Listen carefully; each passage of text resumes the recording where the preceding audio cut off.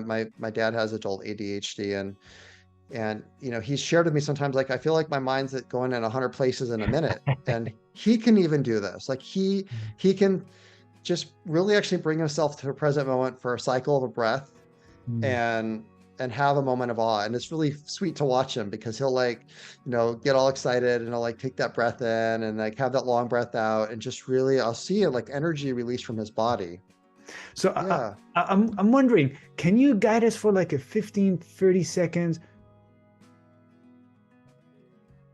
What I Mm. really love about this practice is that it is easy. I think of it as effortless. In fact, from our research, what we know is when people try really hard to do this, it actually impedes their ability to experience a moment of awe. Yeah, yeah. I love this what you've really what you and Jake have created, because it makes it even more accessible, and Mhm. people can add more ways to be present, including this awe method. So Yeah. I'm wondering, can you guide us for like a 15, 30 seconds? And the way you describe it is so clear. Just and I can use something here on the table, and but for people to hear what my process is as you guide. Yeah. So I invite you to just take a moment Mm. for yourself, and we're going to bring our attention. So this is the A in the awe method. Mm. Bring in our full undivided attention to something that you value, that you appreciate, or Mm. find amazing. Mm. So maybe it's something in the room that you're in right now, or a memory that you have of someone that you love, or of your pet. And just to bring that and hold that in your awareness. Mm. Mhm. And then the moment of waiting, the W, wait, is giving yourself a gift of really soaking in your full attention and honoring that memory, or that object of awe that Mhm. you are welcoming into your life. And then I want you to take a nice inhale in and a longer exhale out. And just fully exhaling. Ah, you can even say the word ah. Ah. And then allowing that to expand and letting it really fill you up, and even getting bigger than your physical body, as though you could maybe imagine a light in your mind's eye expanding into a light beyond your physical form, and feeling a sense of vastness and connection Mm. to all life on this planet, to the vastness of the universe, to an awakened, peaceful, loving consciousness Mm. of pure presence.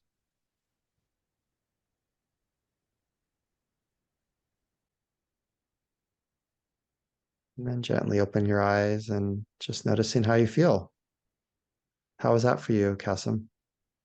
That was surprising in a very pleasant way.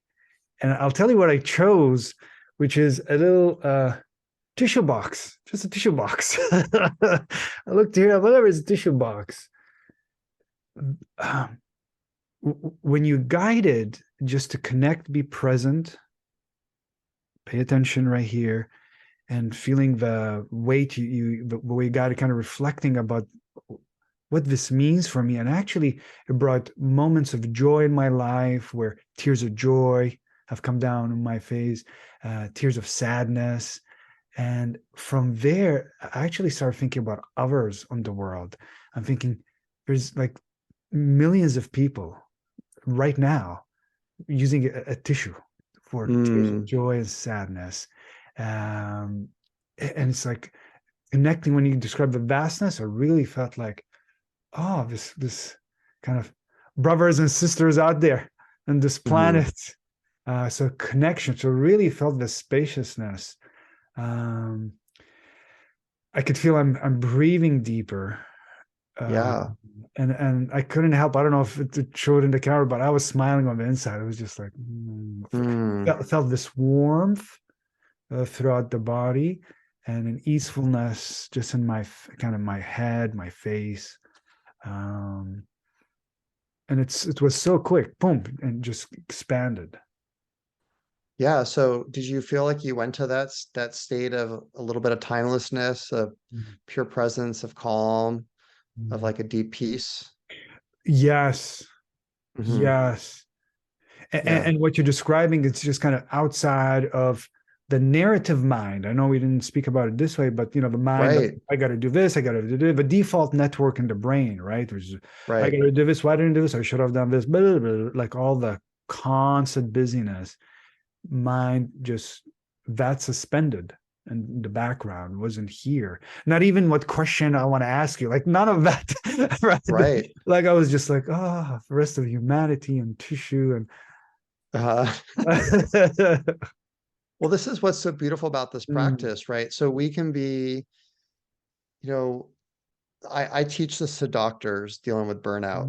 Actually, that mm. was one of our groups of people we studied in our Oh, studies. We should talk about the studies for a few please, minutes. yes, We'll go yes. there, Let's do that.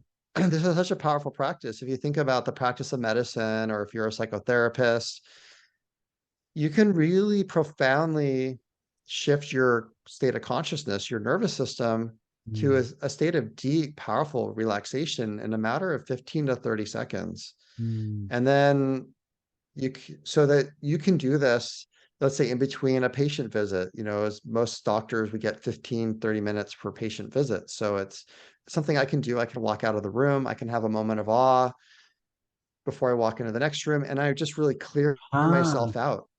And I think that this is a real wonderful tool for helping with burnout, because part of what yes. contributes to people's experience of burnout is that kind of collective residue that you carry with you all throughout the day, after patient after patient after patient. It starts to really feel like you're sort of trudging through the mud.